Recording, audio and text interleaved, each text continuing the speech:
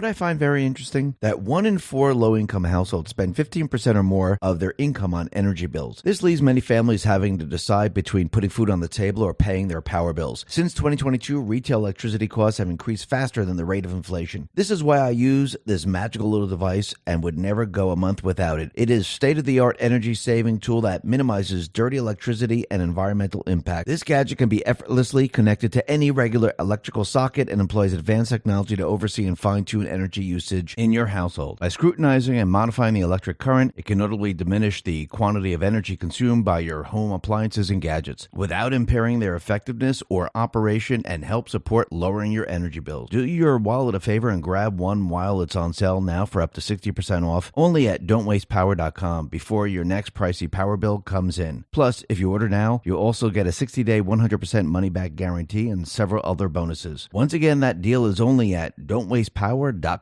or click the link in the description.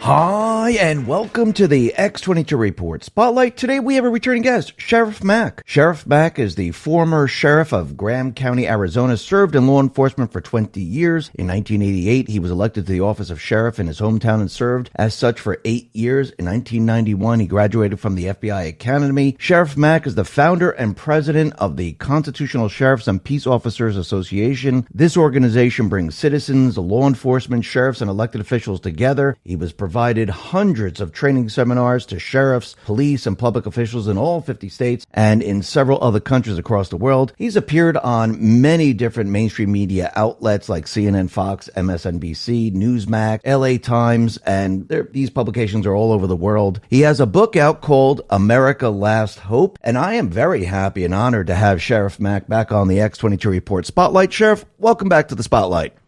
Hey, thanks so much. It's great to be with you. And I think I asked you before, but I don't remember. What does X22 stand for? X is extreme, and 22 is my lucky number, and everything that my wife and I do, for some reason, revolves around the number 2, and you could always divide it by 2, so I don't know why. That's why I picked it. So that's what it stands for.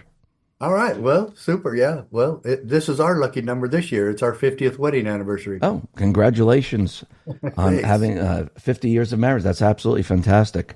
Yeah. Especially when the Democrats are telling everyone not to get married. Not to get married. Yeah. And maybe because of them, only 7% of all marriages make it to 50. I just want to start off. Let's just start off because Trump was giving a speech out in New York, and he was at the United Nations. And he pretty much scolded them. He really, told them that, listen, everything that you're doing is a con job.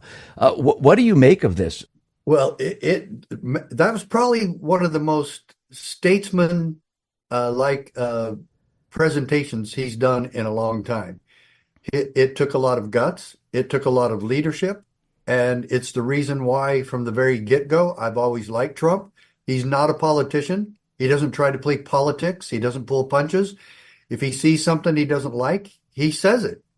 And he hasn't liked the UN for a long time, and nor have I. My disdain for the UN goes back 30, 40, 50 years. And I'll be 73 in December. I have seen nothing but communism, more poverty, more wars. And they were supposed to be a peacekeeping organization. The League of Nations formed right after, I believe, World War II. And then it was replaced by the United Nations. This has been a joke from the get-go.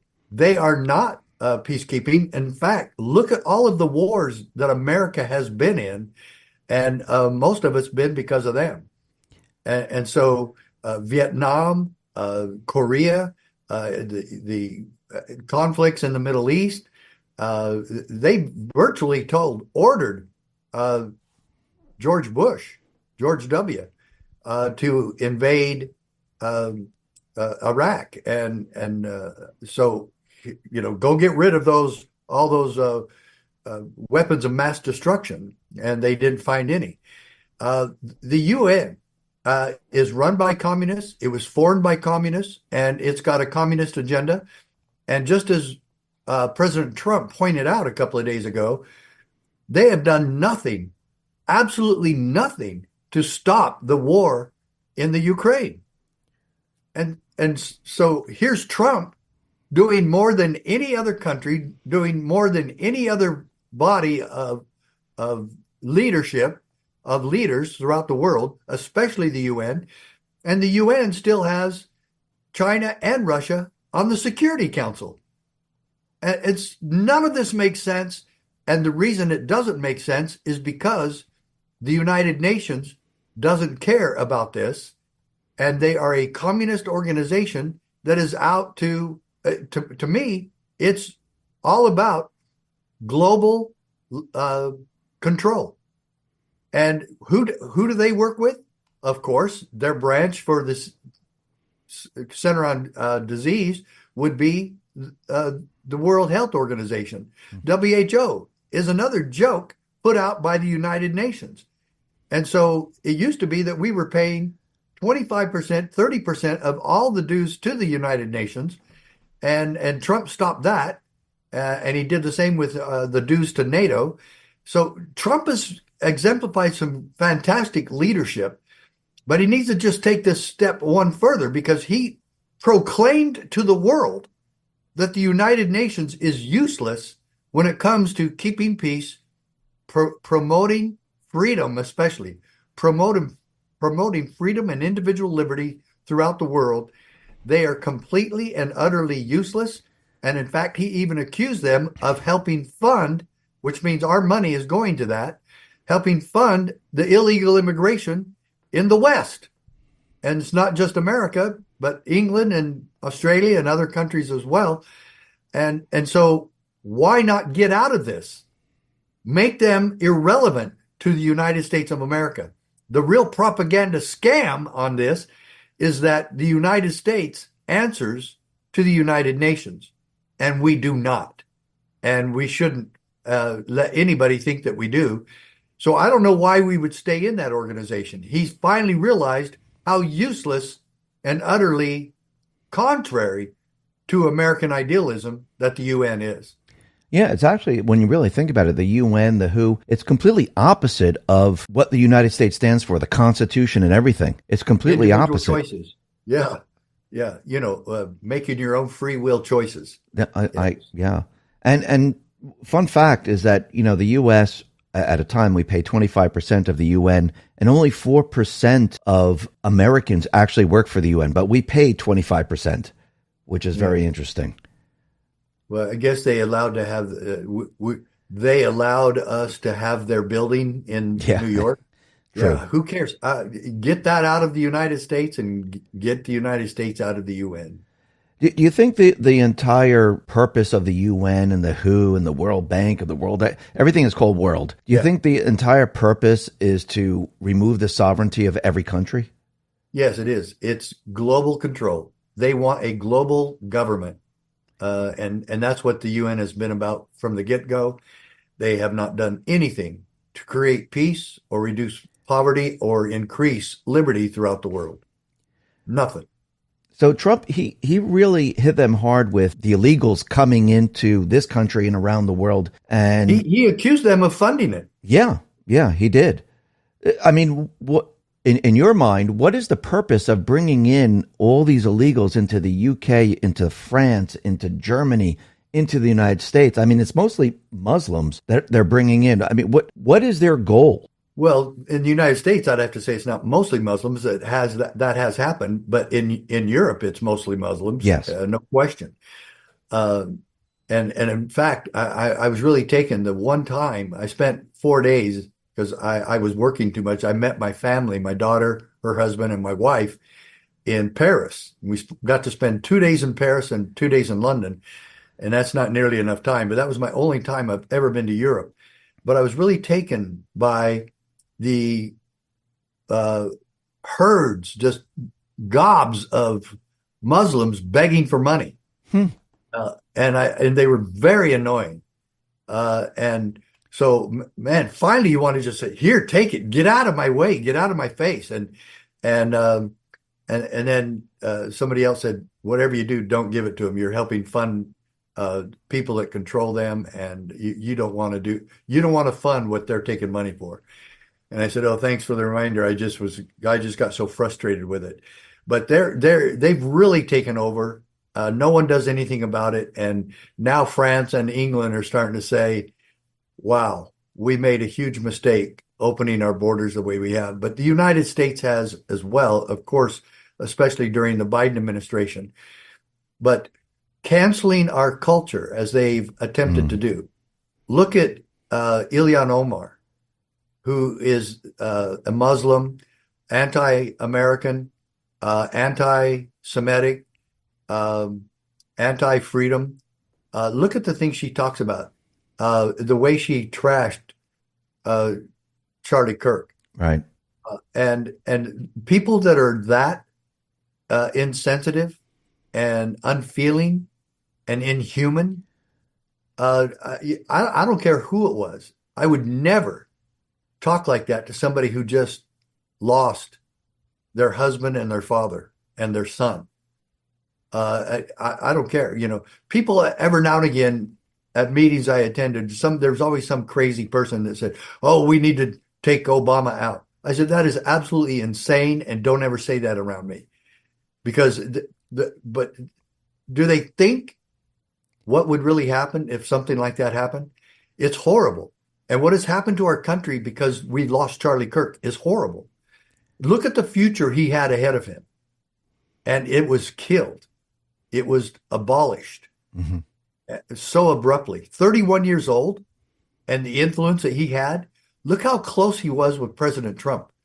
Look how close he was with the youth of America and the colleges across this country, and just wiped out. And Ilhan Omar celebrated it and even attacked him more afterwards.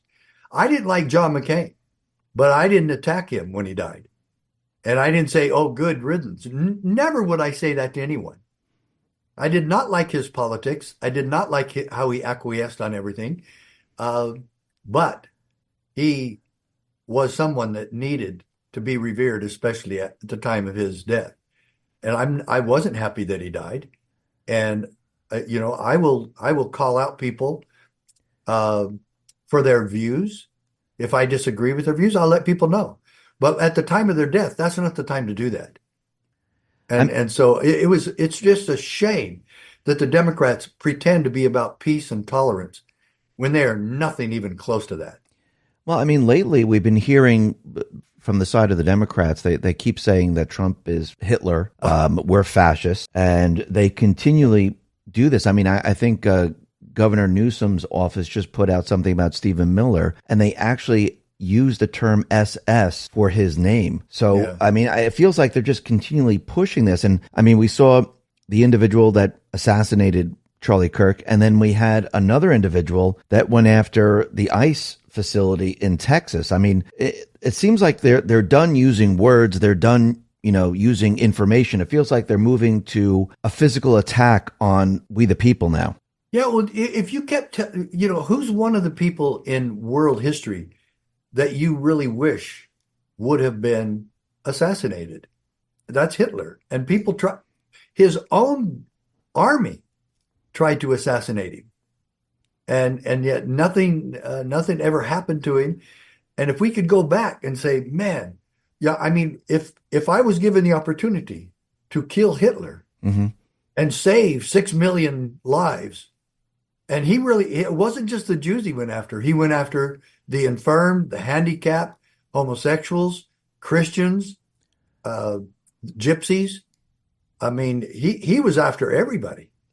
But obviously the Jews the most. If I could have stopped those uh, ovens that people were put in, and I could have taken him out, I absolutely would have. And so when you tell people that Trump is Hitler, Mm. of course they're going to think of this. Oh gosh, yes, the world hates Hitler. Yes, we've got to get rid of Trump. You know, that's an easy connection.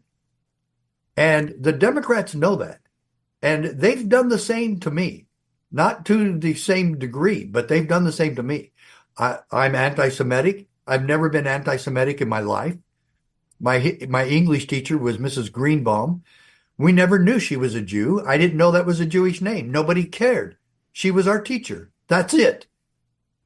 I don't care what religion she was. I don't care what nationality she was. No one else cared in my family. It was never brought up. I went to school with Hispanics. I'm from Southern Arizona. What do you think was at my school? We had blacks. We played football together. We played basketball together. We loved each other. We were friends. And they were all welcome in my home. And Mrs. Greenbaum was in the book club with my mother. She was not ostracized. Why? She's no different than anybody else. But yet, for some reason, the ADL and other groups, isn't this really funny? The ADL is called the Anti-Defamation League, and they've defamed me over and over. And I've tried to talk to them about it. I've left messages. They don't care. They don't want to talk to me, and they don't want to know the truth. That gets in the way of their agenda. Southern Poverty Law Center has called me all these horrible things, white supremacist and racist and bigot, and none of that is true. I was not raised like that. That's actually a cut to my mother, who was really a good woman. And God rest her soul. She died in 2011 while I was actually doing a speaking engagement in Ohio. So she was proud of us. We were proud of her. She was very well liked in the community. She served on the school board. And good people who are trying to stand for liberty today are blasted by the ADL and Southern Poverty Law Center and IREHR, whoever they are, and Washington Post and Politico and Daily Beast. There's a good one for you. Mother Jones, Jessica Pishko, who wrote a book about us, how sheriffs are horrible. And then this book just came out. $75 for a $200 book, I guess because it's hardback or something. Anyway, wow. It's called Extremism in the Police, and they really attacked me. And all they do is regurgitate the lies that are on the internet. This book costs $75 to read what's already been out there on the internet for years. And they would quote the person or the reference to the person, so they don't have to be responsible. They're just quoting the lies from other people. Never once did they call me and ask me, what did you mean by that comment? Or what did you do? But I gave this challenge to every one of them. I'll debate any one of them. Mary McCord, another one, a professor from some big college.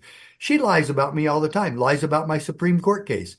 I was the first sheriff in American history to sue the federal government and win a case at the U.S. Supreme Court. Do any of these agencies, do any of these groups or Washington Post, who blast me all over the place, do they ever quote anything from my case? Never. So, yeah, I want to debate all of them. SPLC, ADL, Mary McCord, any of you. Jessica Pishko, your book. These two professors, Professor Carla Lewandowski or Jeff Bumgarner, I'll debate you anytime, any place. Name me, and I've said this before, name anything that I've ever said or done that was racist. Charlie Kirk said the same thing. Yeah. He said that all the time. Nobody could say it. Nobody has an answer for me either. They don't care. They don't want to know the truth. Well, they never can actually pinpoint when you said something. So they just use the generalized terms saying that, oh, you say this, and they, propagate this throughout, social media and everything else. But when actually they're put on the spot, they can never answer the question. Tell me exactly when I said that. And they never have the answer. I mean, if someone is racist and someone is continually putting out that type of information, hey, you know what's interesting? Sometimes you buy a watch just to tell time, but this one tells a story. The Trump wristwatch, black steel band, bold, solid red face, it's sharp, it's strong, and it stands out. But more than that, every time you check the time, it's a little reminder that the truth still matters. In a world where everyone's trying to spin you, this watch is like carrying a compass that points you back to what's real. And hey, let's be honest, it looks good. It honestly goes with everything. Dress it up or keep it casual. For some, it's a daily piece you'll wear proudly. For others, it's perhaps something you'll you'll hold on to as a collector's items, a reminder of this moment in time, and what a time to be alive, right? Either way, it's not just a watch, it's a statement of what you believe in. It's the kind of thing you'll be glad you've got when someone asks, where were you when all of this was happening? You can just point to your wrist and say, right here, keeping track. So yeah, sure, it tells the time, but also it tells a story, one that represents the truth. And these days, that feels even more valuable. Get yours today at the MAGAoffers.com/X22Red, or click the link in the description below the video, and you'll get a nice discount just for being a loyal listener of our show. Thank you. You would have, a reams of all the different times that someone said it, but when you can't answer it, that tells you everything you need to know. It tells you that they have no idea. You can tell them for me. I'll pay for the National Press Club in Washington, D.C. All they have to do is show up. They can ask me anything they want, and I'll have a great answer for them. My Supreme Court case, I will quote from this. Why did I say that sheriffs are the supreme authority in their county? Because they mocked that.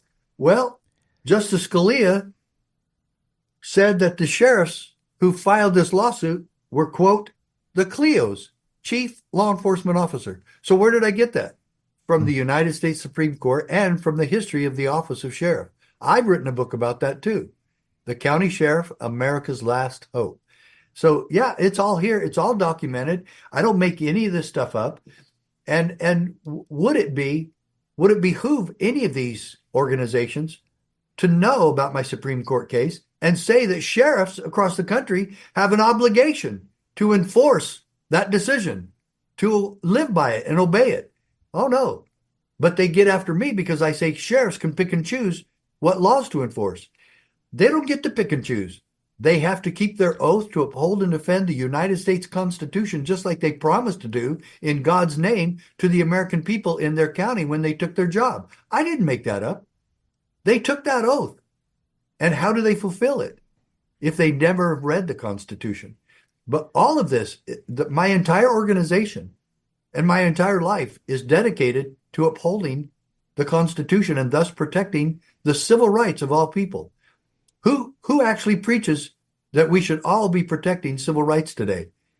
Ours is basically the only organization in the country that does that now, because the NAACP stopped doing it when they became a branch of the Democrat Party. What's the difference between like a sheriff and like a police chief? Because we see in like major cities, you don't have sheriffs like in New York City. You don't have the sheriff in the city. So what's the difference between the two? New York City is actually the only one that doesn't, because Chicago does, Los Angeles does, San Francisco does. But it is a good point. Your question's excellent. The sheriff is the only one that's elected. And regrettably, there's 3 states that don't have sheriffs. And that's Alaska and Hawaii. When they came into the Union in 1959, they didn't establish that. And then Connecticut, with complete insanity, voted the office of sheriff out about 30 years ago. 30 years ago. And they were one of the first states, and the first law enforcement officer in Connecticut and all 13 original states was the sheriff. In fact, 3 former sheriffs signed the Declaration of Independence. Oliver Wolcott being one of them. He's the only one. He's the only name I remember. But it's an office that goes back over 1,000 years. And so people wonder why we have sheriffs today, because he is the only law enforcement officer in the county that's appointed by the people. You know what Lincoln said, government by, for, and of the people. Well, that's what's the calling card for American politics, is that the people own this government. The people are in charge. And it's not just because we vote. It's because we're actively engaged in the process.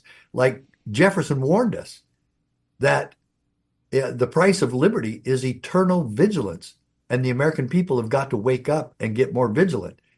And because the solution to Charlie Kirk's assassination, to all the other shootings, to the hate and hateful rhetoric between the parties, and especially what the Democrats have done to support violence in this country, they have. Kamala Harris, during the Portland riots, actually said, you're going to get more of this because you're not taking care of these people. She actually supported the violence. Yeah. Instead of saying, I condemn every bit of this. And even the media did, while buildings are burning and vehicles are burning in the background. They're saying this was mostly a peaceful protest. This is the type of insanity that we're dealing with. And if they really want to come together, it means we can sit down and talk our differences out, which Hillary Clinton said, if you don't agree with me, you're my enemy. And it's that kind of rhetoric that is now costing and causing this huge divide and the violence that's happening in our country. Are you worried that the violence is going to escalate as time goes on? I mean, Trump just. Of course, it has. So Yeah, it has. I mean, look at the violence that the left has done, especially in Ferguson, in Portland, in Seattle, in New York. Look at the violence that was just going crazy in the streets. Gangs were beating up cops. Literally. Yeah, they were. And then arrested, and 10 minutes later walked out flipping everybody off. You know, this is complete and utter insanity. And what do the Democrats say? Every day. Look what Newsom did in a press conference yesterday. They're saying this is Gestapo stuff. This is Nazi stuff. This is Hitler stuff. Trying to get rid of human traffickers, fentanyl drug dealers, gangs from Latin America, the cartels from Latin America who've now set up shop in America in sleeper cells, and international terrorists from the Middle East who have infiltrated our country. You can see them everywhere. These have all infiltrated America. Tom Homan and ICE and I are all trying to cooperate to get this horrible criminal element out of our country. And what do the Democrats do? We want them here, and trying to get rid of these criminals is Gestapo-like action. So what do They you have said that. So what do you think we could do to speed up the deportation? I know Tom Homan's working very hard. He is. I just met with him last week. Yeah. So I mean, I know they were, hiring people, civilians to help out, but what else can be done to speed the process up? Well, the sheriffs have got to get involved, and that's what we've tried to get them to do. Some are. The state of Florida, all 67 sheriffs voted to help with deportation. And that's with the leadership of Governor DeSantis. And then I think there's been one dissenter since then. He's a staunch Democrat. But the others are all dedicated to it. However, we are now raising money. We're raising funds to have our CSPOA, our Constitutional Sheriff Conference in Washington State. Mr. Mack is going to Washington. Mr. Mack goes to Washington. And it's not, I'm not Jimmy Stewart, and it's not Washington, D.C., it's Washington State. They are attacking the office of sheriff. Any sheriff or anyone anywhere in the state who tries to help with deportation is being attacked, charged, or sued by the Attorney General, A.G. Brown of the state of Washington. County commissioners are trying to get sheriffs arrested and removed from office. They already appoint the office, the sheriffs of King County. King County the people no longer have that stewardship. It was stolen from them by the people, by the politicians and bureaucrats of King County. He is appointed by bureaucrats now, or other politicians. And see, they learned during COVID, when there was over 550 sheriffs nationwide that refused to enforce the COVID mandates, that the sheriffs are independent and actually only answer to the people. So we're having this conference first week in November. Tom Homan's very supportive of it. I think he's sending his chief of staff to come to it. I hope Tom decides to come. He said he was going to run it by Trump. And folks, we have got to be involved in this process. And the sheriff works for you. He's got to hear from you. And when they go after and attack the sheriffs like they are and attack ICE, federal agents doing their job, just a couple of years ago, the Democrats were screaming that everybody had to wear a mask. Now they want federal agents arrested for wearing a mask. These people are crazy. So yes, we have got to get more local. I want chiefs of police to get involved in this. Although they answer to the city council. They don't answer to the people because they're a bureaucrat. They're appointed. Yeah. They need to get more involved. And not only that, Los Angeles, I've used that as an example. When Mayor Bass won't keep people safe and refuses to help keep people safe, And the governor says the same thing. The sheriff should have stepped in. That's in his county. Los Angeles City is in his county. He was elected by the people of Los Angeles City. He needs to get busy and not leave this to Trump, but get out there and do this yourself. And so the sheriffs across the country need to do the same. And you're right, there's not a sheriff in New York City, but there's lots of good law enforcement there, and they need to get moving. But there's still lots of sheriffs across the country and very close to New York City. There's counties that surround it that should be getting involved with the chief of police and the law enforcement commissioners of New York and get moving. It's time for leadership. It's time to wake up. But folks, they work for you, and you have got to get involved in this process. You know what I've seen? I've flyers from Antifa saying that they're going to increase the attacks on ICE now since the latest shooting. So I mean, these people are crazy. Yeah, but it's because Trump declared them to be terrorists, a terrorist organization, and they are. Yeah, the violence they've committed. How could you not say that they're not a terrorist organization? They are. And I mean, I got a lot of work to do. Yeah. I mean, I think with Trump bringing in the National Guard, especially to D.C., well, D.C. is not a state. That's something completely different. But they could never be a state. I hope that never happens. But you know what? Washington, D.C. is not supposed to be a city either.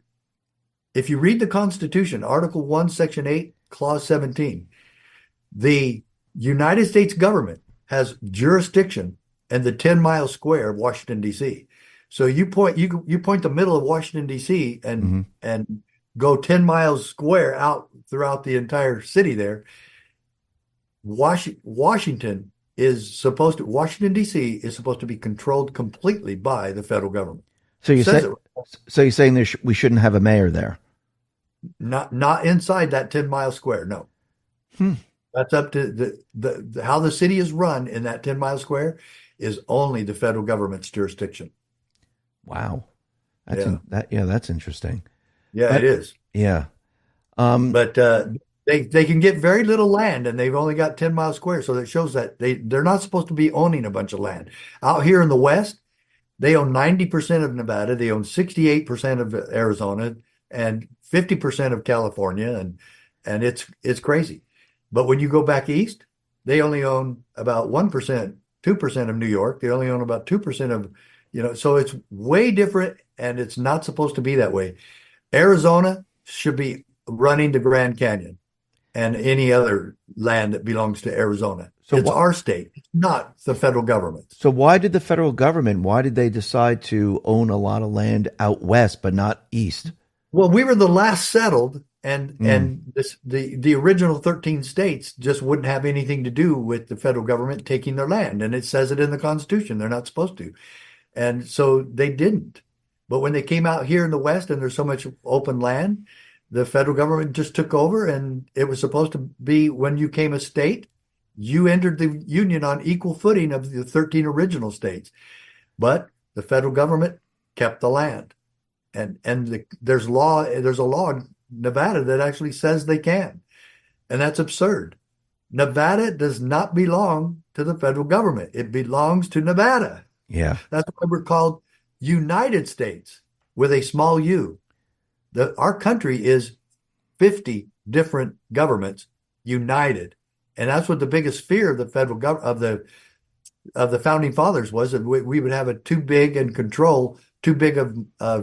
a government and too much of a controlling government by the new central government and federal government. That was their biggest fear, and they are rolling over in their graves now, saying that we created this Frankenstein in Washington, D.C. that thinks it runs everything. Do you know that the federal government believes it's in charge of running every farm and ranch in this country? The USDA believes that. I believe this is absurd. I mean, this is what they've done. That because the founders, they decentralized everything, and over time they centralized everything up to one area. It's almost like the Federal Reserve. I mean, we centralized the creation of currency in the Federal Reserve, and they were doing the same thing with everything else. Well, that brings us to the to-do list I have for President Trump. Don't fire people from the Federal Reserve. Abolish the Federal Reserve and its collection agency known as the IRS. Okay, the IRS has been a bully, intimidating organization for over 100 years. And why the Democrats and Republicans have allowed this to continue, who knows? But I believe the sheriffs should take a stand against the cruelty and criminality of the IRS. And then another one, absolutely the worst criminal corrupt spending in our country is the funding of the Federal Reserve with taxpayer dollars. They're nothing to do with our government. Mm-hmm. They're not part of our government. They provide no government service. This forcing Christians in this country and the rest of the country to pay for somebody else's abortion, whether you like abortion or not, is not my responsibility, and it's not the government's responsibility. It's not our neighbor's responsibility. That's your problem. If people want to continue to donate to Planned Parenthood, that's fine. But taking taxpayer dollars, $800 million a year, to Planned Parenthood, and then Planned Parenthood takes that money and uses it to sell body parts of aborted babies, and then they donate that money back to the top politicians who support abortion. That is horrible corruption at its zenith. And of course, do the Democrats care? No. And it doesn't look like enough Republicans care yet either. Yeah, and we need to get that done. Well, I mean, the Federal Reserve, I see it as a loan sharking system where they create, they create these ridiculous, programs or whatever, trans flying monkeys, whatever they call it. And, a very small percentage goes to that, and then the rest is like laundered into NGOs, shell companies. And with the Federal Reserve, they can continually borrow and borrow and borrow. And it's really not assisting the American people. It's not helping the American people. The and worst actually, inflation we have. Yeah, right. Inflation. And we should go back to the Constitution, where in the Constitution, it doesn't say anything about a Federal Reserve. It says we, the people, should coin our own money. Again, in Article 1, Section 8, check it out. It says that Congress has the responsibility to coin money and regulate the value thereof. Yeah. Not private bankers that are made up of the Federal Reserve. Those are international banksters. And we have created, that's just part of the Frankenstein monster of corruption that I was referring to. We've got to get moving, and we've got to resolve this. You just alluded to it. The solution for America is to get back to our Constitution. That's what Charlie Kirk preached. Mm-hmm. That's what I have advocated for over 35 years. And that is exactly what we need to do. That is what I train sheriffs to do. That is what I train other public officials to do. And folks, I offer that training to you as well. And you can join us. Every citizen can join us. The CSPOA, the Constitutional Sheriffs, was formed for you to make sure that your civil rights are being protected nationwide, county by county. We have got to get back to our Constitution. It is our foundation. And if we do not, America will cease to exist. So if people wanted to get involved, where should they go? Do you have a website? Oh, yes, absolutely. CSPOA, CSPOA.org stands for Constitutional Sheriffs and Peace Officers Association, and every citizen can become a member of our posse. Please join the posse today. It costs $11 a month or $99 a year. That's how we bless each other. We provide you the opportunity to be part of a solution that is both peaceful and effective, and we train you how to work with your sheriff. And then you keep us funding and keep us working with the sheriffs. God bless every one of you as you join the holy cause of liberty. We are focused on the solution that's peaceful and effective. There's not very many of those left. I agree. And I'll put all the links at the bottom of the video. Sheriff Mack, I want to thank you very much for being on the X22 Report Spotlight. Thank you very much. I appreciate it. Thanks so much for having me. Thank you.